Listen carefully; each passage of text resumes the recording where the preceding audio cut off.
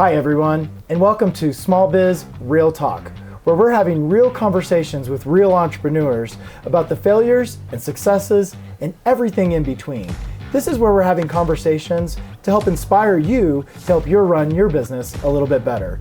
My name is Brandon Eldridge, and I'm with the Colorado SBDC serving Pikes Peak. And today we're joined here with my friends George and Lynn. So let me give you a little intro here, and then you guys can take over the show here. So Lynn here is the co-owner of Zeb OutFooter and Colorado GearLab in downtown Woodland Park, alongside her husband George, they have built two local businesses rooted in outdoor adventure, community connection, and a deep belief in investing where you are. Colorado GearLab opened in 2018 as a place for outdoor enthusiasts to find new and used gear apparel. Then, after hearing customers ask for more footwear options in Woodland Park, Lynn and George opened Zeb OutFooter in 2022. Sorry, I got a whole mouthful here for you guys. So. Yes. That's a lot. Today, Zeb's helps local visitors find shoes, boots, socks, packs, and accessories that they need to enjoy the mountain lifestyle. What better place to do that here in Woodland Park? What I love about Lynn's story is that it was never just about opening another store. It was about listening to the community, seeing a need, and stepping into that gap. Neither Lynn nor George came from a traditional retail background, but they learned their business, invested locally, and helped add even more energy into downtown Woodland Park. And the community has noticed. Zeb OutFooter was recently named Business of the Year by the Woodland Park Chamber of Commerce, recognized for exceptional customer service, which I can vouch for, local investment, workforce development, job opportunities for local youth, and helping strengthen the downtown vibrancy. So, without further ado, let's get into it, my friends. How are you? We're doing great. Thank you for being here. Yes, thank you. Appreciate it. What a beautiful space you have here. Thank you. You want to talk a little bit about where we're at? Yeah, I can do that part. Okay, good. Talk about Thank you. businesses. Yeah. No, we as you mentioned in the prologue there, we were incubating shoes over at GearLab, and really we were having a hard time because for shoes, as you can tell, you need a lot of room.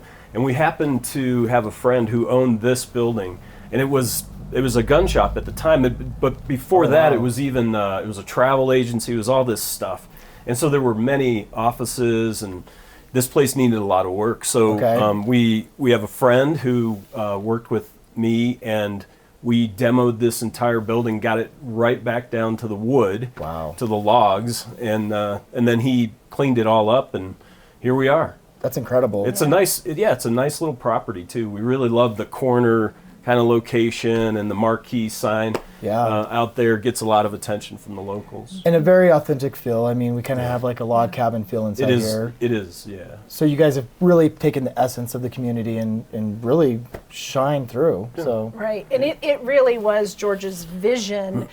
Once we had the opportunity to purchase this building, prime real estate, such a cute little, great structure. I wasn't sure that I was ready to launch a second business and be responsible for that, but he is the visionary, and he was absolutely right. And what's really wonderful is physically, this is Zeb's OutFooter is just 2 doors down from Colorado GearLab, our other store. So, they're close by, and we don't have to cross the highway. So that's right. It's great. Yeah, so just 2 stores down, you have your other location here. Yes. So what's different about these 2 spaces? So a big difference, Colorado GearLab, which we launched in February of 2018, is new and used outdoor gear and apparel upstairs and down. So, so that is Colorado GearLab. That we opened up in a very small space in a different building here in downtown Woodland Park, just to test the waters. We, as you mentioned, not a traditional retail background, not any retail experience. Oh boy. Oh boy. Yeah. So, but we saw a need, and we thought we would give it a try. Mm-hmm. We did a lot of research throughout the state in this new and used model with outdoor gear and apparel. We talked with our locals. We started volunteering on organizations and attending city council meetings. And so we felt like we did our research. And so we started GearLab with a small investment and just curious to see if it would stick. And it did. So it is a little over 8 years old. We were able to purchase our own building and move that into 2 floors of retail that originated in 900 square feet back in 2018. You have so much for me to unpack. You know, the challenges and the thought going through your head of opening a second business. You talked about city council and local government and how that might influence your decision as a business owner. You talked about expansion. So what do you want to like really like drill down on first?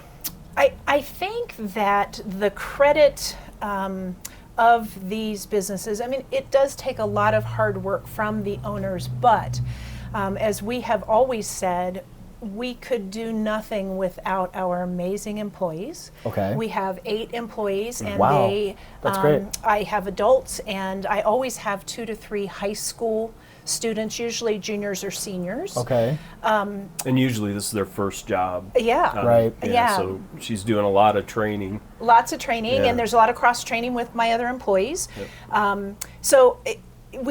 They are such an amazing foundation that is so important to us. So, you know, that's huge. The other big piece of a successful business, I think especially here in Woodland Park, is being in tune with your local customer base. You have to know what your locals want and what will bring them back. We know that tourists will always stop.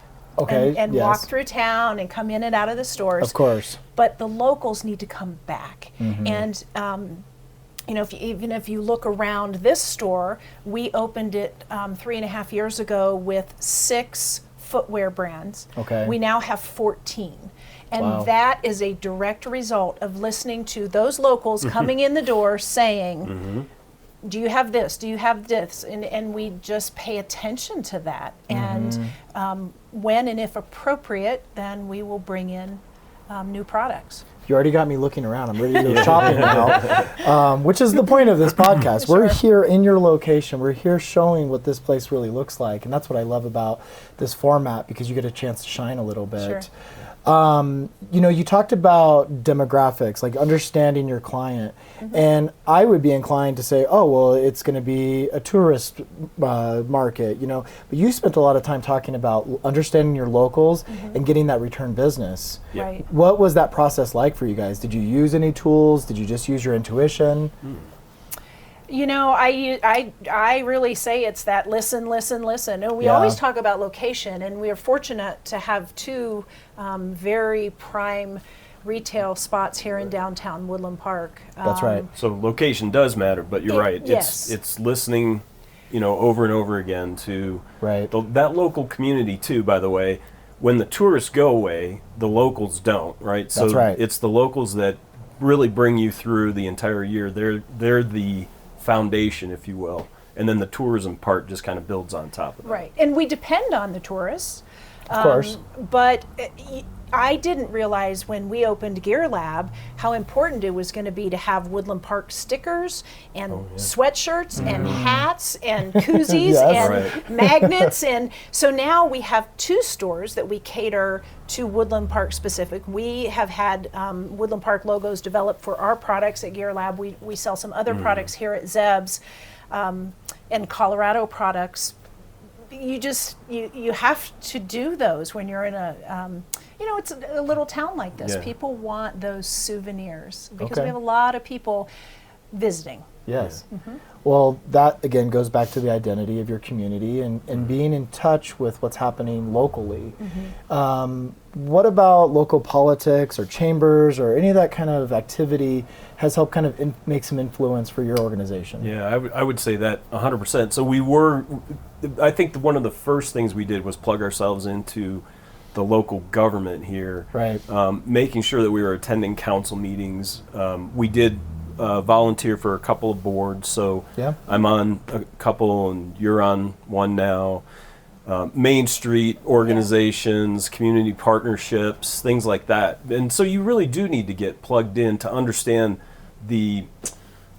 I don't want to call it vibe necessarily, but you know, the attenuation of this town. That's right. And understanding the county even, because it's not just El Paso County that we care about. We have Teller and we have Park. We have Park County. People come here, from there. Right. So yeah, I think getting plugged into your community and really understanding just that I want to say the mechanics of it, but also that emotional side of it too. Right. And both businesses are members of the Chamber of Commerce, the Woodland Park Chamber of Commerce. So that's really important. And George is the new Woodland Park mayor. Oh, so yes. I just thought I heard.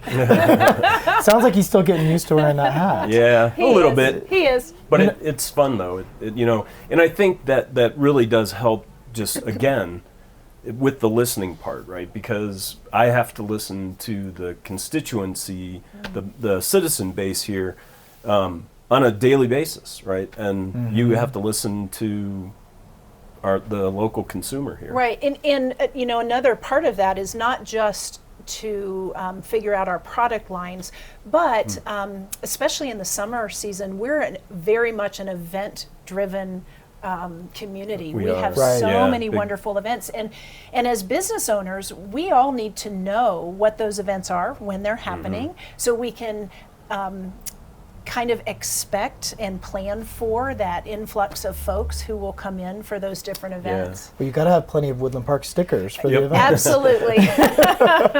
Well, I can see that being very much a staple and part of your marketing strategies. And one of the things we talk about at SBDC is what are ways that you can get earned media or earned marketing. And just simply being present at some of these events or being at a city council meeting, they'll start to recognize, oh, there's George again, oh, George owns the shop, and so now you're starting to create identity, but also now people are going, you know what, I've seen him at these council meetings a few times, let me go check out his shop and see what he's really all about. Right. As we record this is in the middle of Small Business Week. So National Small Business Week is kind of a big deal for us.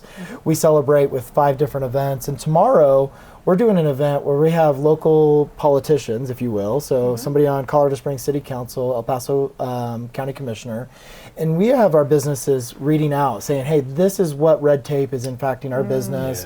This is the challenges we're seeing with sales tax, whatever that may look like. Sure. You have a very unique perspective now, George, and so how does that kind of marry as a business owner? Can you reconcile that now on both sides? It's interesting because, and you mentioned sales tax, we have debates about sales tax up here. Okay. And so, it really does provide a kind of I don't want to say unique, because I think the community all believes that sales tax is, needs to be moderated. Of course. We're not a taxing community. And this county doesn't do that either. So, it's really interesting to kind of, bring a business owner's perspective to government, to local government. Well, and I'm sure there's policies and rules to make sure that government doesn't, inflate that. But at the same time, as somebody that's influential in this community,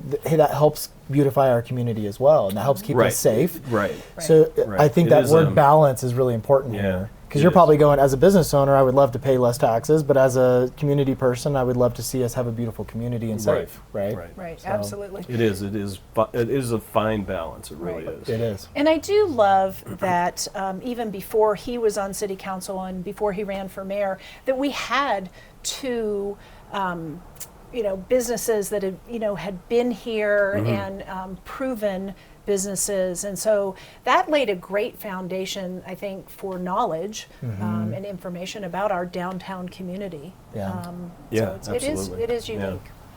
So let's change gears and let's go back to the employee count. You have a pretty well-rounded staff here, and we do something called Startup Day once a month at the SBDC, and it's a class that we teach. And one of our advisors, Steve Imke, when he gets to the part about hiring people, he always says, you see all this gray hair, it's because I had to hire employees. And we know that that's a challenge for entrepreneurs. And so maybe walk me through, is this something you guys manage in-house? What have been some of your challenges with hiring? And, maybe you have some turnover.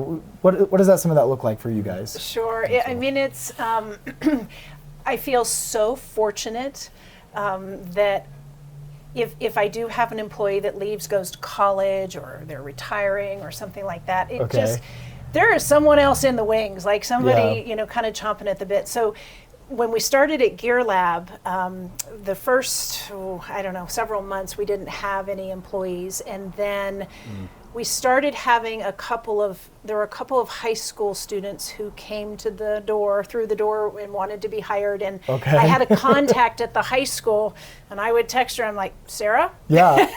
What's the GPA of this kid? Tell me about these people, because we were still new to the community. I mean, we had only been here a year when we launched GearLab. Wow. Yeah, so we were new. And as a small business owner, you feel very protective over how you run your business and your operations and the confidentiality and those kinds of things. So that's kind of how it started.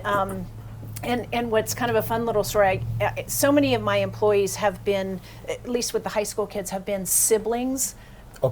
So their older sibling worked for me first. It truly is a family business. It is a family business. But now I have one of my employees, Kathleen, who's been with me for years. Her daughter, Hannah, was one of my very first hires. Wow. So it went the other way. So Hannah worked first, and then Kathleen has worked for me for years. I think they say the real mark of your influence is when people that you have supported support others, you know, and it starts to have that domino effect. Yeah. So it sounds like you're starting to see the fruits of that labor. Very much so. And, we're at the point now, because we've been plugged into the community, and my contact, who used to be at the high school, has moved out of state. But I've been able to rely on my own employees. They are the first people that I come to when we need to hire. Before I hire, I always say, do you want more hours? Before I fill a spot. And the next question is, who do you know? Because I want somebody like you. Yeah. You're building culture. I like to say that culture is like air. You can't see it, but you know it's there. Yeah. And when you build good culture, then that's where you're going to attract more talent. So there's some balance to that too. And some people call it work-life balance, but how do you guys as entrepreneurs balance all of your responsibilities, everything you got going on, all your contacts at the high school? What are some things that you do for yourself to make sure that you're staying healthy? Yeah, that's a good question. I mean, we do a lot outdoors. Do you take out the shoes for a test run? I have way too many shoes. We do field research, boots. that's for sure. Yeah. Okay, Yesterday good. we golfed at Fantastic. I can believe. So what I try to do with 8 employees and 9, including myself, they're all part-time, and it works very well because I can try to be out on certain days, and he and I will take advantage of that, either hike or we've done golf lessons. We played a round of golf yesterday. Wow. Well, the stores are closed on Mondays, at least until after Memorial Day. So we really do try to make sure that we're scheduling time. We went to California and did the Carlsbad 5000 a few weeks ago. Races and things. Short things. Yeah. We're not normally gone, a week or two, but we can manage a long weekend. And it's important to do that. I 100% Physical health, agree. mental health, for sure. Yeah. Part of our weekly webinar series, we call it the Pikes Peak Business Builder Series, is once a month we're dedicated to resiliency, culture, and what are you doing to take care of yourself? And those are free webinars that we do at the SBDC. So you got a lot of moving parts. What do you think is the biggest challenge or kind of the cautionary tale for somebody that's listening to this and getting ready to move into a brick and mortar? Wow. You want to? Well, for me, a lot of it comes down to know your market, do your research. That is so critical. If you're going to open a store a couple of miles down the road, make sure you know what's up here.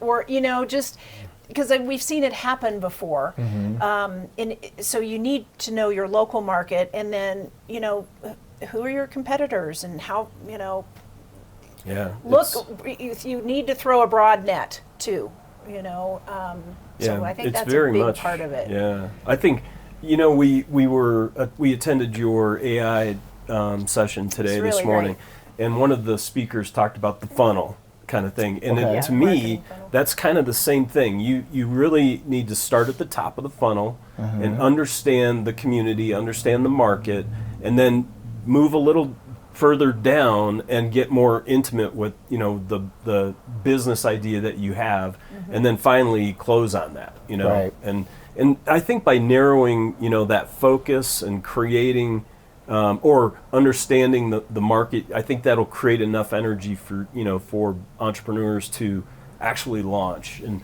when a lot of times we hear, oh, I've had the same idea, or I have this other idea, and things like that, and you try to nurture those, but I think probably, and you would know more than me, probably a greater majority of those never ever come to fruition, right? And it just goes away. That's true. Right. Yeah. Yeah, and I think over time, like, we have come to understand our business model and refine it over the years. So we're not pioneers. So if there is a new shoe line that is launching and it is not anywhere in the market, there's a good chance we will not carry it. Right. Yeah. Yeah. We need the brands that are tried and true.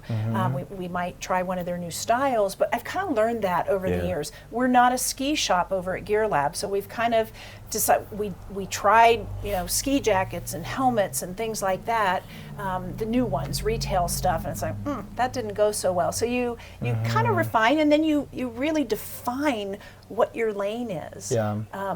But the good thing that's a is, good I point. think, about being a small business, being the mom and pops, boy, you can test the waters, and that's the fun part. That's what I love. I can bring something in, a new style, for instance, and bring it in small scale and see what happens. And we can react quickly and differently, and No, go it's from true. there. I think those micro adjustments, Yes. I don't want to call them pivots necessarily, but they are like these small incremental adjustments that really just kind of fine tune the market, or fine tune your product lines. right. Yeah. What I love about entrepreneurship is it gives you a chance to be creative. And I'm not talking about your marketing flyers or your commercial. I'm talking about your ability to adapt, maybe try a new line, and maybe you have a higher risk tolerance, and that it is a risk, right? And so when you are assessing new product lines, I guarantee you're probably looking at it through a profitability standpoint of can we afford to take that risk? Right. And when can we afford to take that risk? So if the holiday season's coming up or tourism season's here, you know that you can maybe risk a little bit here and there. Do you have a business plan that's kind of been a beacon for that, or how do you guys make some of those decisions? More intuition? Well, yes. Intuition based on what we're hearing, and that kind of goes back to that listening. I think one of the challenges for us, both for Zeb's OutFooter and for Colorado GearLab, is GearLab is the only outdoor gear and apparel store in town. Okay. Zeb's is the only footwear and accessories store in town. Got it. And so there's this propensity to want to be all things to all people, and you can't operate a business that way. You have to decide, who you're going to be, and what's going to work best for you. And so there's been a lot of refining over the years with that. So the model we created in the beginning is not the same model today, because you have to tweak it. Yeah, I think it's actually a really good question, because we did have a business model, right? Right. And now as you've pointed out, it's evolved to where you're like, no, that's no longer valid. Right. But do we have another one? I think it's just the operation and the intuition that we've gained over the last 8 years that is now propelling both of these stores forward. Well, historical data, your sales, Yes. the cyclical markets of things. I'm sure all of that's all factored in. Sure. We've got a saying, my associate director, Lauren, she has something on her whiteboard that says, what got you here it won't get you there, right? And so you're still evolving as a business. Yes. Do you guys have any neat ideas that you're kind of holding on to for the future, what you guys might want to do? We do. We do, okay. So we might not share that yet. That's okay. Yeah. Well, we've talked about the potential of opening up another store that's more focused on workwear. kind of thing. Yeah.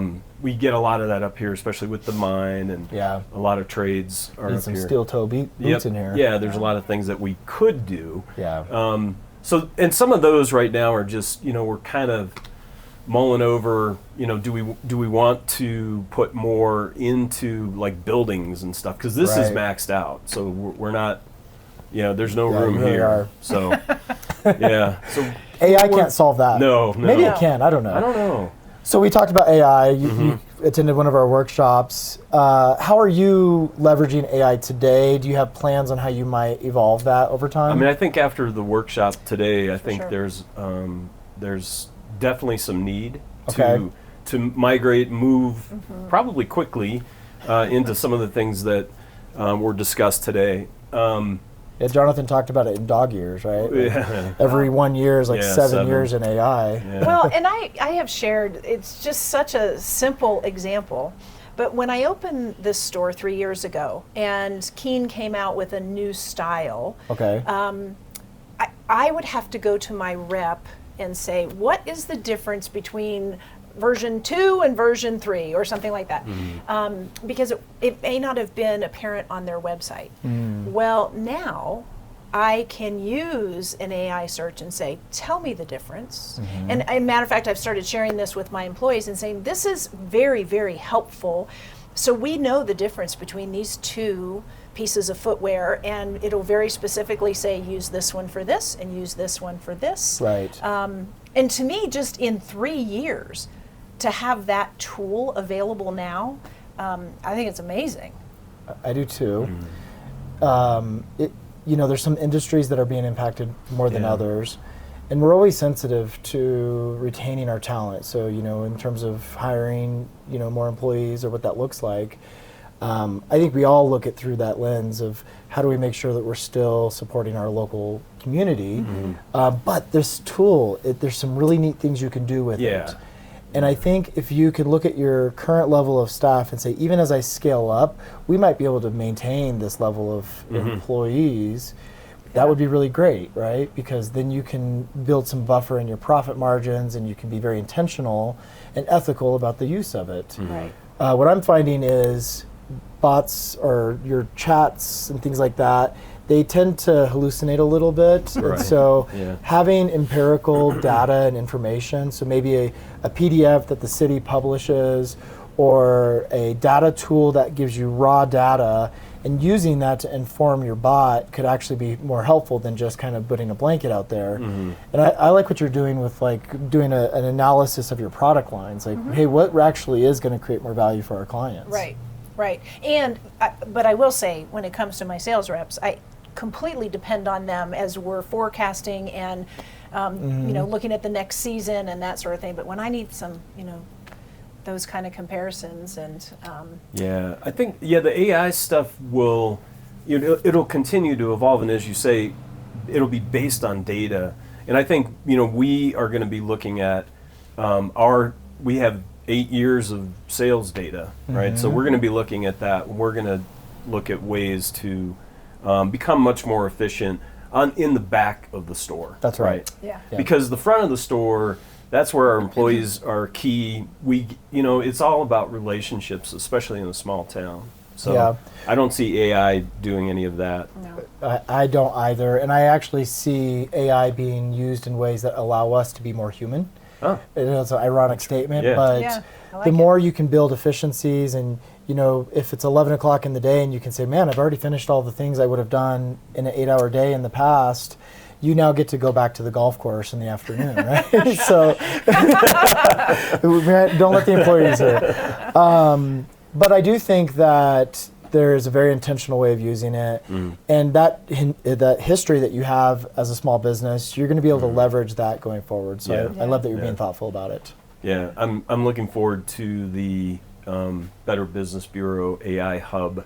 The hub, that's coming in June. Yeah, because I think we're going to plug into that quite a bit, because I think that would be interesting. That's great. Yeah. So as people might be listening to this, at one point you said your website was built for bots, right? So it's really not built for humans. And maybe it is if you're watching this podcast. I mean, go check out their site. But building your infrastructure like a website so that somebody's AI bot can read it. I'm going to go to my chat and say, hey, my feet really hurt. I've been hiking for this many years. What's a good shoe? Who sells it in Woodland Park? It's going to point them right here because you're going to have a strong FAQ. You're going to have strong infrastructure that is built for somebody else's AI bot to read that. Yeah. So it's driving your traffic. Trusted source. Yeah, I think. That's right. Well, we're going to get there. So I talked a little bit about your challenges. I want to know what's the most fun part about being on. When I was in retail, I did a retail career for 10 years. Oh. And every year we'd get to go to Las Vegas to see all the new lines and the new products. That was my favorite. It was like a nice perk for me. Yeah. What do you guys really enjoy about running a retail store, family-owned business here in the community? I think it is the sense of serving the community well. Okay. We live here. We have businesses here. We get to see our community. They come in our doors. We have conversations. We get to help them find what they might be looking for shoes or outdoor gear and apparel. Gosh, you really do love your community. Well, we do. We do. It's a great little town. It is a wonderful little town, and yeah. I love that. Yeah. What do you think? What's your favorite part? I think it's the interaction with people. I love, now I have a day job, and it's mostly, Got it. It's either traveling or I'm working remotely. So I love coming over here and interacting with folks and, learning about their day. And connecting with them, because we always know when people are in from out of town, and I don't know, it was 2 weeks ago, you start asking people questions, where are you from, what brought you here, blah, blah, blah. And the young lady, customer, we started talking, and turns out she was on the swim team with our daughter in Michigan. They went to the same high school. And they had recently moved to Woodland Park. So, it's really fun. And we have our customers who have cabins and second homes. This is a very popular second home kind of place, this whole region, I guess. Yeah. And people come back year after year and come and visit us and shop and support, and so it's really fun. You said something, and I want to touch on this before we wrap up today. The balance between being strategic and tactical. It sounds like you're more involved in the day-to-day here. Absolutely. And where does that line draw for you when you sit down and say, okay, we're going to look at our 3-year vision, we're going to be very strategic today, and then tomorrow, what does that look like in terms of balance for you guys? Yeah, it's interesting because I think the two of us will kind of start to knock around ideas and talk about strategy going forward. And then I think you get into, okay, how are we really going to make that happen? And there's a line there somewhere. Okay. And so you can do you have all these great ideas, and she brings you back down to earth? Exactly. Yes, you can feel it. You can feel that line coming up. There's. It's like, whoop, okay, we're not doing that. Yeah. But you need that. I think you need a balance, and you probably got great ideas. He brings you down to earth sometimes. Absolutely. I think that's what you really want, is an opportunity to have balance in the way you operate. Yeah. So. Yeah, well, even sitting at the workshop this morning, the AI workshop, I thought, okay, you and I really need to be intentional and have our, a little retreat so that we can talk about these and how are we going to put all of that into play.